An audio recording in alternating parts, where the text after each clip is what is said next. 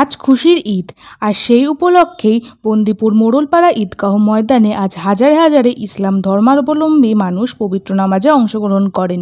প্রতি বছরের ন্যায় এদিনও কয়েক হাজার ইসলাম ধর্মাবলম্বী মানুষ বন্দিপুর মোড়লপাড়া ঈদগাহের মাঠে ঈদের নামাজ পড়তে আসেন। এদিন ঈদের নামাজের পর একে অপরকে গলা মিলে ঈদের শুভেচ্ছা জানান। কোনো রকম অপ্রীতিকর ঘটনা যাতে না ঘটে তাই গোটা এলাকায় কড়া নজরদারিতে মোতায়েন ছিল পুলিশ। এছাড়াও উল্লেখ্য বিষয় হলো, এদিন নামাজের শেষে এক হিন্দু শিশুকন্যা ও এক ব্লাড ক্যান্সার আক্রান্ত রোগীর সাহায্যার্থে পাশে থাকার অঙ্গীকার নিয়ে আগত সমস্ত ইসলাম ধর্মাবলম্বী মানুষেরা তাদের সাধ্যমতো সাহায্যের হাত বাড়িয়ে দিলেন। বন্দিপুর মোড়লপাড়া ঈদগাহতে আগত ইসলাম ধর্মাবলম্বী মানুষেরা দেশ জুড়ে হিন্দু, মুসলিম, শিখ, ঈসাই সবার জন্য মিলেমিশে থাকার জন্য আল্লাহর কাছে দোয়া করেন। সম্প্রীতি বজায় রাখতে এবং সমগ্র দেশের মানুষ শান্তিতে যাতে বসবাস করতে পারে সেই আবেদন নিয়ে নামাজ পড়েন এবং সকলের শান্তি কামনা করেন। ঈদগাতে উপস্থিত হচ্ছে, আপনি এখনো পর্যন্ত ঈদগাতে যাননি কেন? তখন ওমর ইবনুল খাত্তাব রাদিয়াল্লাহু তাআলা আনহু বলেন, হে আবু হুরায়রা, ওয়াজিব নামাজ পড়তে এসেছি। প্রত্যেক মুসলমানের ভাই, আজকে দিনের জন্য আপনারা সকলেই সহানুভূতি করবেন, অপরকে জায়গা করে দেবেন। বাংলায় এইভাবে নিয়ত করবেন, আমি ঈদুল ফিতরের ওয়াজিব 2 রাকাত অতিরিক্ত 6 তাকবীরের সঙ্গে আল্লাহর উদ্দেশ্যে আদায়ের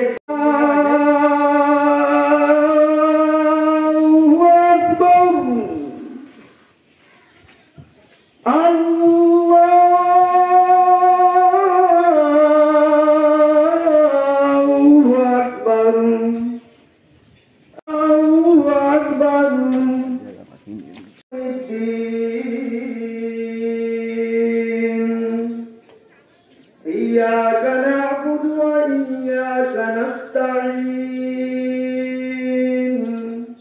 اهدنا الصراط المستقيم صراط الذين أنعمت عليهم غير المغضوب عليهم ولا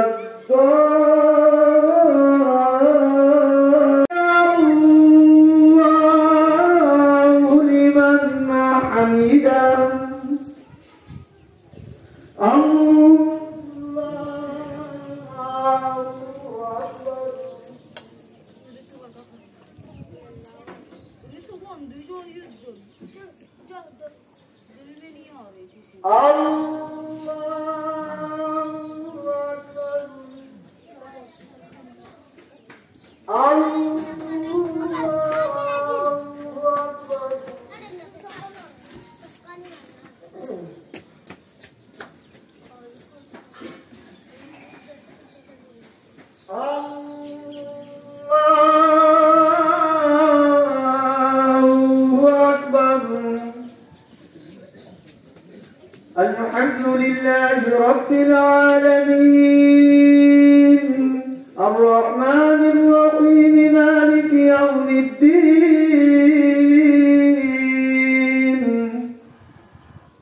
إياك نعبد مرضيا فادخلي في عبادي وادخلي جنتي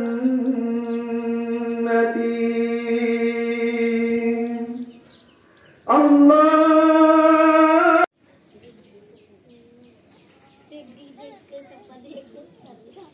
سمع الله لمن حمده الله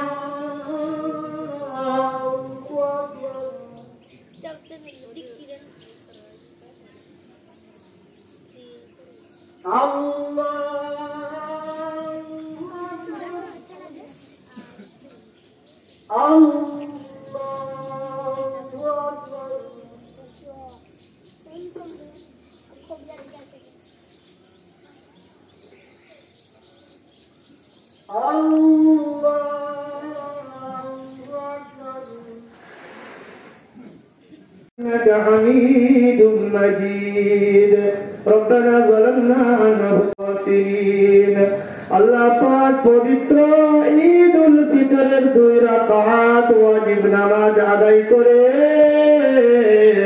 আল্লাহ পাক এই ঈদগাহ ময়দানে আল্লাহ তাআলা পবিত্র রমজান মাসে আল্লাহ দীর্ঘ এক মাস যাবত আল্লাহ সিয়াম সাধনা আল্লাহ তাআলা বনির মুসলমান পালন করেছেন আল্লাহ রোজা রেখেছেন তারাবির নামাজ পড়েছেন আল্লাহ তাহাজ্জুদ নামাজ আদায় করেছেন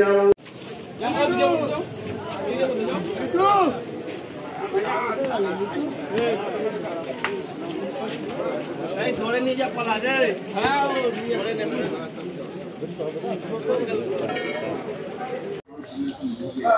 আজকে এই খুশির ঈদে আপনাদের আর কি কি অনুষ্ঠান বা কর্মসূচি রয়েছে গ্রহণ করেছে?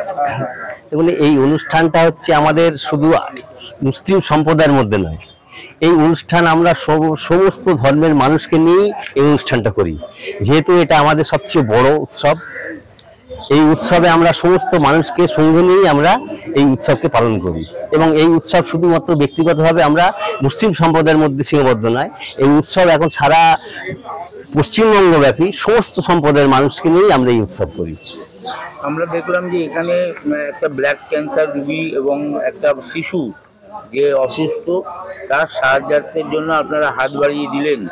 কি বলবেন সেই দুজন যাদের উদ্দেশ্যে আপনারা হাত বাড়িয়ে দিলেন, আজকে সাহায্য পাশে দাঁড়ালেন, কি বলবেন? বলছি কি, এই সাহায্য কিন্তু আমরা কোনো বিশেষ সম্প্রদায় বা বিশেষ ব্যক্তিগত করি না, আমরা সমস্ত ধর্মের মানুষের কাছেই আমরা সাহায্যের হাত বাড়িয়ে দিই। আমাদের কাছে যে কোনো ধর্মের মানুষ আসুক না কেন, আমরা এই সাহায্যের হাত বাড়িয়ে দিই। শুধু অনুষ্কা বিশ্বাস নয়, এর আগেও আমরা অনেক মানুষের সাহায্য এরকম করেছি।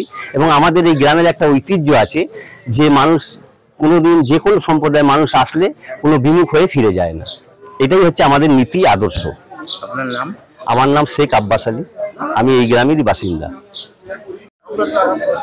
আজকে পবিত্র 1 মাস রমজান পালন করে, পবিত্র মাস, আজকে ঈদ, পবিত্র খুশির ঈদ আপনারা পালন করছেন। এইমাত্র আপনাদের নামাজের শেষ হলো। কি বলবেন যে মানুষগুলো আজকে এই 1 মাস ধরে রোজা করে আজকে এই ঈদের খুশিতে মেতেছে, তাদের উদ্দেশ্যে কি বলবো?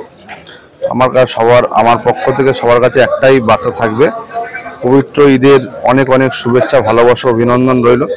আপনারা দেখলেন যে অনুষ্কা ব্যানার্জি, তার জন্য আমরা ঈদগাহ, আমরা যেহেতু একটা মুসলিম ধর্মাবলম্বী মানুষ, তা সত্ত্বেও আমরা তার জন্য আমরা সম্প্রীতি, এই বাংলাটা সম্প্রীতির বাংলা, তার জন্য আমরা চাঁদা পয়সা তুলে আমরা একত্রিত করে সেই জায়গাটা আমরা তার হাতে তুলে দেবো।